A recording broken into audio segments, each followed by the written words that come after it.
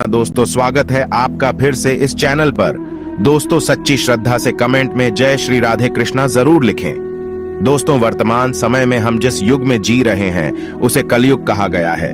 चारों युगों में कलयुग को श्रापित युग कहा गया है। धर्मशास्त्र में भी इस बात का वर्णन है कि जब कलयुग अपने चरम पर पहुंचेगा तब इस धरती से धर्म का नाश हो जाएगा और उस समय भगवान विष्णु कल्कि के रूप में इस धरती पर अवतरित होकर कलयुग का अंत करेंगे और पुनः धर्मयुग की स्थापना करेंगे। पर क्या दोस्तों, आप सभी को पता है कि भगवान श्री कृष्ण ने महाभारत काल में बता दिया था कि आने वाला समय यानी कि कलयुग कैसा होगा।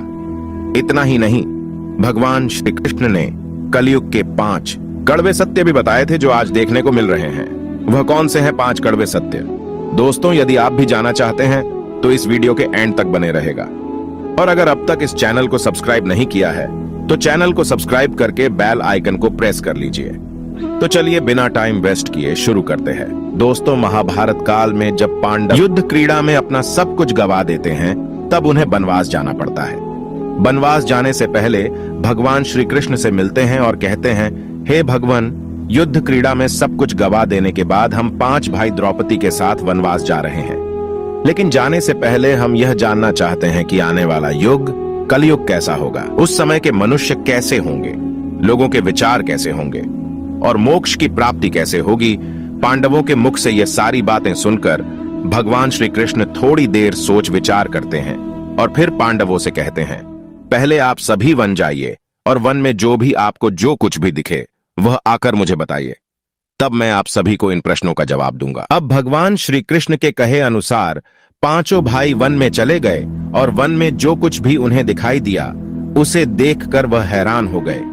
उन्हें अपनी आंखों पर विश्वास नहीं हो रहा था। कुछ समय बिताने के बाद वह सभी भगवान श्री कृष्ण के पास लौटते हैं, लेकिन इस बार पांडवों के मस्तक पर सिकंदा और वे किसी उलझन में पड़े नजर आ रहे थे। जब भगवान श्री कृष्ण ने उनकी ऐसी दशा देखी तो उनसे रहा नहीं गया और भगवान श्री कृष्ण ने कहा, आप सभी किस सोच विचार में मग्न हैं, हमें बताएं, अगर संभव होगा तो हम उसका समाधान अवश्य करेंगे। भगवान श्री कृष्ण के मुख से यह बात सुनकर पांडुपुत्र युधिष्ठिर ने हाथ जोड़कर उनसे कहा कि है माधव, हमारी शंका उन दृश्यों को लेकर है जो हमने वन में देखा। उनकी कल्पना हमने कभी सपने में भी नहीं की थी। तभी भगवान श्री कृष्ण कहते हैं कि आप सभी एक एक करके मुझे विस्तार से बताइए कि आपने वन में क्या देखा। इसमें सबसे पहले युधिष्ठिर कहते हैं, हे द्वारका नरेश, हम सभी 5 भाई वन में अलग अलग दिशाओं में भ्रमण के लिए निकल गए थे।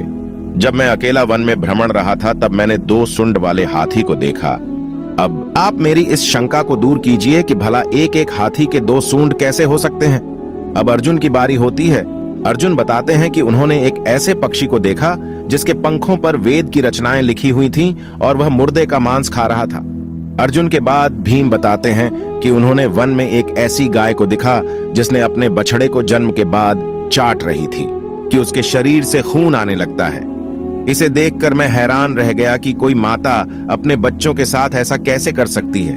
अब भगवान श्री कृष्ण सहदेव से पूछते हैं कि सहदेव, तुमने वन में क्या देखा? तो सहदेव ने कहा कि मैंने एक जगह बहुत से कुएं को देखा जहां हैरानी की बात यह है कि आसपास के सभी कुएं में पानी था और बीच का कुआं खाली था। बीच का कुआं गहर भी है लेकिन फिर भी उसमें पानी नहीं है। ऐसा कैसे संभव है? अब नकुल आगे बताते हैं कि वे जब वन में भ्रमण कर रहे थे तब उसने एक बड़ी चट्टान पर्वत से लुढ़कते हुए देखा। वह चट्टान कितनी ही बड़े वृक्षों और सिलावों से टकराती है लेकिन उसे कोई रोक नहीं पाता और अंत में एक छोटे से वृक्ष के स्पर्श से वह चट्टान रुक जाती है। अभी युधिष्ठिर भगवान श्री से कहते हैं कि है वासुदेव, हम भाइयों ने जो भी मन में देखा उसका सारा विस्तार आपसे बता दिया। अब आप हमारी सारी शंकाओं को दूर करते हुए हमें विस्तार से बताइए। तब भगवान श्री कृष्ण ने युधिष्ठिर से कहते हैं कि धर्मराज, जैसा कि आपने बताया कि आप 2 सूंड वाले हाथी को देखकर हैरान में पड़ गए हैं, लेकिन इसमें हैरानी की बात नहीं है, क्योंकि कलयुग में ऐसे व्यक्ति ही राज करेंगे जो बोलेंगे कुछ और करेंगे कुछ और, उनके मन में कुछ और, कर्म में कुछ और होगा। यह लोग शोषण करने का एक भी मौका हाथ से जाने नहीं देंगे। यह बस अपने ही हित की बात सोचेंगे।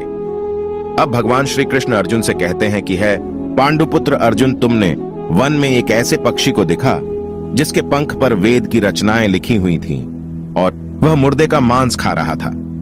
लेकिन इसका मतलब यही है कि कलयुग में ऐसे ही लोग होंगे जो कहने को तो विद्वान ज्ञानी पुरुष कहलाएंगे, किंतु इनका आचरण राक्षसी होगा। उनके मन में यही होगा कि जल्दी किसी की मृत्यु हो और उसकी संपत्ति के मालिक खुद बन जाए। कलयुग में मनुष्य के लिए सबसे ऊपर धन और संपत्ति होगा और कुछ गिने चुने शख्स ही वास्तविक संत होंगे। इसके अलावा कलयुग में ज्यादातर इंसान अपनों को ही ठगकर आगे बढ़ने के विचार में होंगे। अर्जुन के बाद भगवान श्री कृष्ण भी हमसे कहते हैं कि हे भीम, जैसा कि आपने देखा कि एक गाय अपने बछड़े को इतना चाटती है कि उसके शरीर से खून आने लगता है, ठीक इसी तरह कलयुग का मनुष्य अपने बच्चों पर इतना प्यार लुटाएगा कि उसका विकास रुक जाएगा। एक माता की ममता अपनी औलाद की मोह माया और संसार में इस तरह बांध के रख देगी कि उसके बच्चे का जीवन नष्ट हो जाएगा। अगर किसी का बेटा घर द्वार छोड़कर साधु बन जाएगा तो उसके दर्शन को हजारों व्यक्ति जाएंगे, किंतु अपना बेटा साधु बनेगा तो वह रोएंगे, विलाप करेंगे कि मेरा बेटा गलत रास्ते पर चला गया। दोस्तों, यहाँ भगवान श्री कृष्ण जीवन की वास्तविकता को बताते हैं कि इंसान को यह समझना होगा कि तुम्हारे पुत्र तुम्हारे नहीं, अपनी पत्नियों की अमानत है, और पुत्रियां अपने पतियों, और तुम्हारा यह शरीर मृत्यु की और आत्मा परमात्मा की अमानत है।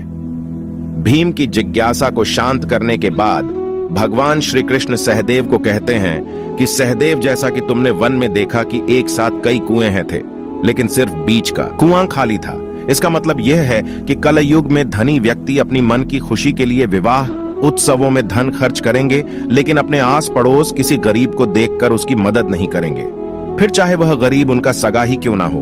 अपनी मौज मस्ती के लिए, खुद को खुश रखने के लिए वह शराब, कबाब और फैशन में पैसे उड़ाएंगे, लेकिन किसी के आंसू को पूछना अपना कर्तव्य नहीं समझेंगे। कलयुग में अन्न तो होगा और धनी लोग उसका उपभोग करेंगे, लेकिन गरीब व्यक्ति एक एक दाने के लिए तरसेंगे और ऐसे ही मर जाएंगे।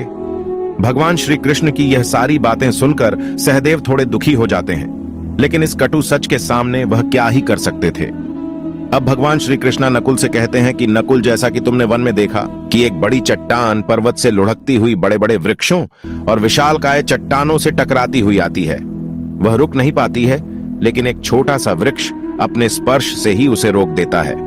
इसका मतलब है कि मनुष्य की बुद्धि क्षीण होती जाएगी और उसके जीवन का पतन होगा, लेकिन उसके पतन को एक धन रूपी वृक्ष रोक नहीं पाएगा, पर हरि नाम रूपी एक छोटा सा पौधा व्यक्ति का पतन रोकने के लिए सक्षम होगा।